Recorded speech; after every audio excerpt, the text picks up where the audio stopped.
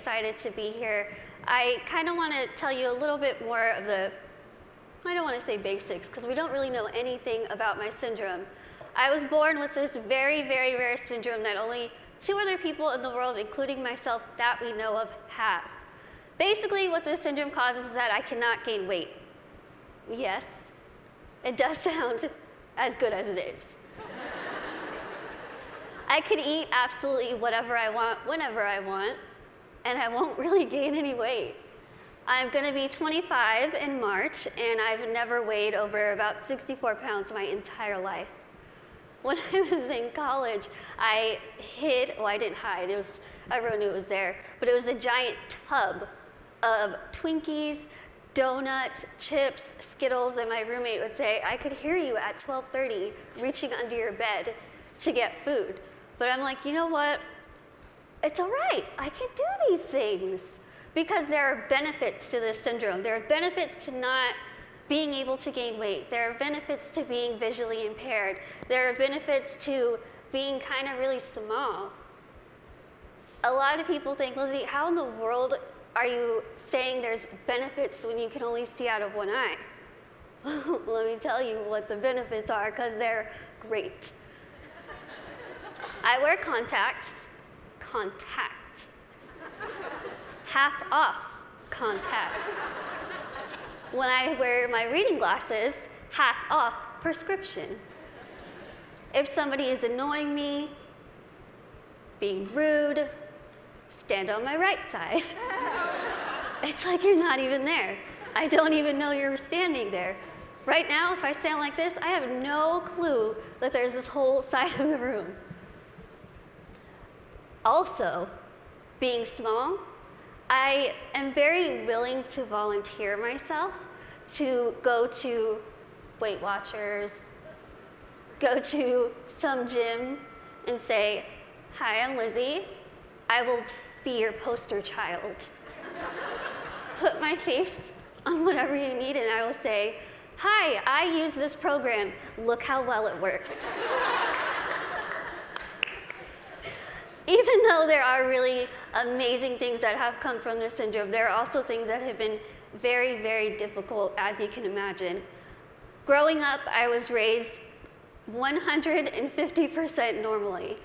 When I was my parents' first child, and when I was born, the doctors told my mom, your daughter has no amniotic fluid around her at all. So when I was born, it was a miracle that I came out screaming. The doctors told my parents, we just want to warn you, expect your daughter to never be able to talk, walk, crawl, think, or do anything by herself. Now, as first-time parents, you could think that my parents would say, oh no, why?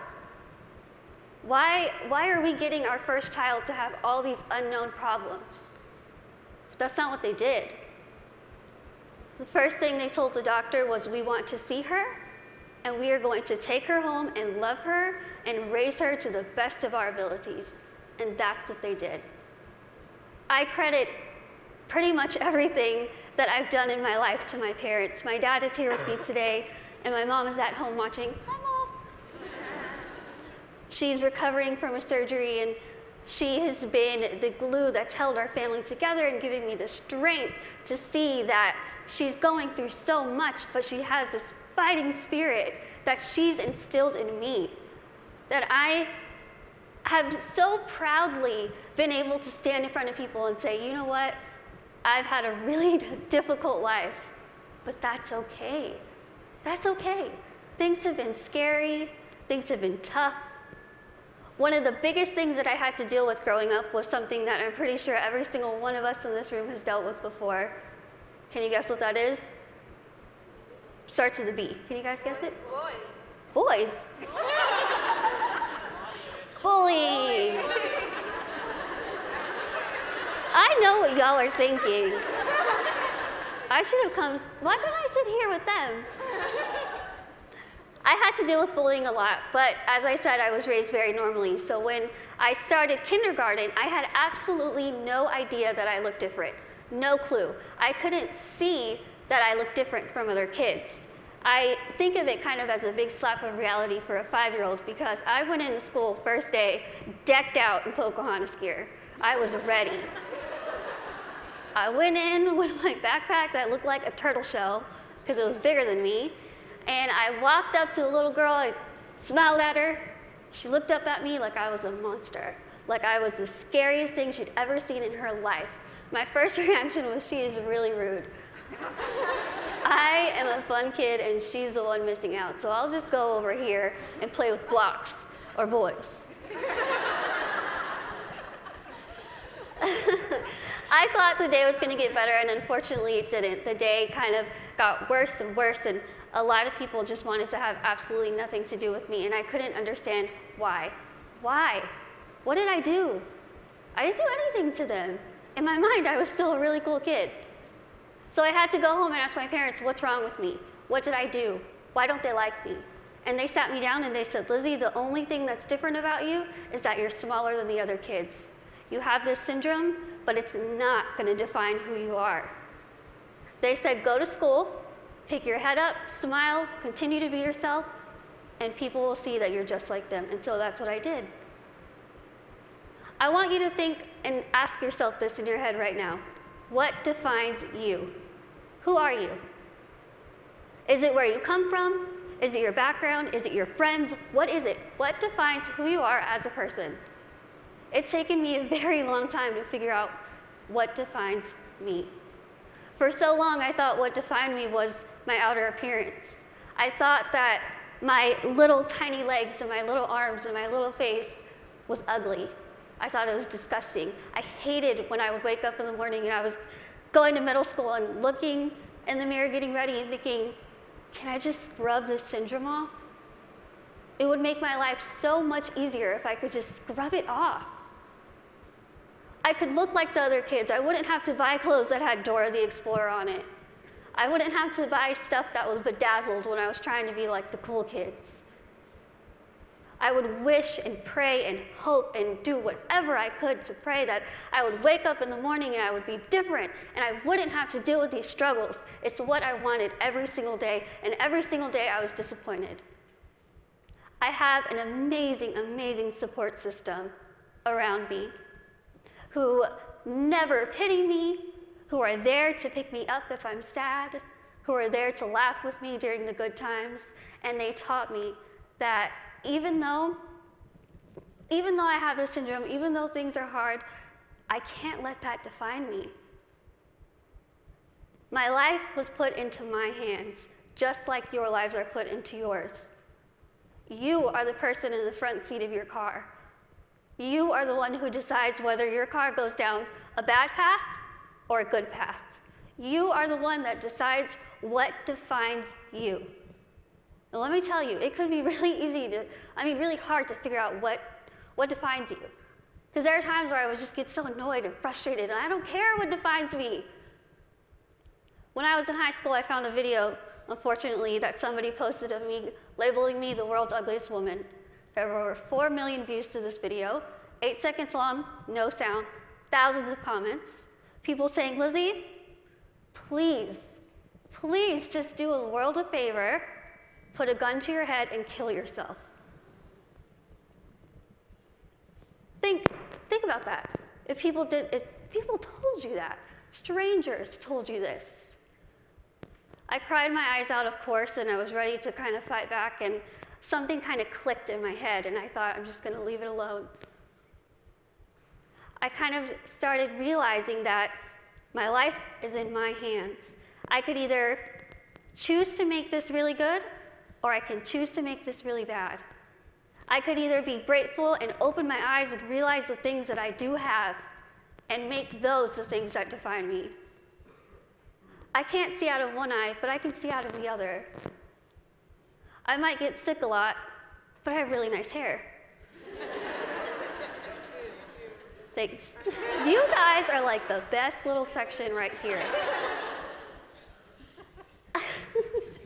Oh, you lose my train of thought. Okay, where was I? Hair, okay, thank you. Okay, so I could either choose to be happy or I could choose to kind of be upset with what I have and still kind of complain about it. But then I started realizing, am I gonna let the people who called me a monster define me? Am I gonna let the people who said kill it with fire define me? No. I'm gonna let my goals and my success and my accomplishments be the things that define me, not my outer appearance, not the fact that I'm visually impaired, not the fact that I have this syndrome that nobody knows what it is. So I told myself I'm going to work my butt off and do whatever I could to make myself better, because in my mind, the best way that I could get back at all those people who made fun of me, who teased me, who called me ugly, who called me a monster, was to make myself better and to show them, you know what? Tell me those negative things, I'm going to turn them around, and I'm going to use them as a ladder to climb up to my goals. That's what I did. I told myself I wanted to be a motivational speaker, I want to write a book, graduate college, have my own family, my own career. 8 years later, I'm standing in front of you, still doing motivational speaking. First thing, I accomplished it. I wanted to write a book. In a couple weeks, I will be submitting the manuscript for my 3rd book.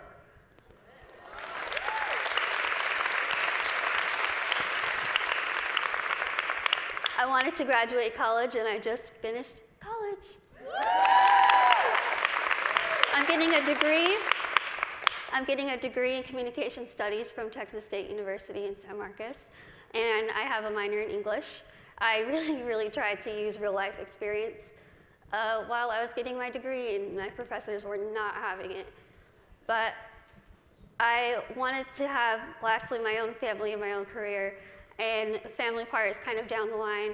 My career part, I feel like I'm really doing well with it, considering the fact that when I decided I wanted to be a motivational speaker, I went home, I sat in front of my laptop, went to Google, typed in how to be a motivational speaker. I'm not even joking. I worked my butt off. I used the people who were telling me that I couldn't do this to motivate me. I used their negativity to light my fire to keep going. Use that. Use that. Use that negativity that you have in your life to make yourself better, because I guarantee you, you will win. Now, I want to end with asking you again. I want you to leave here and ask yourself what defines you. But remember, brave starts here. Thank you.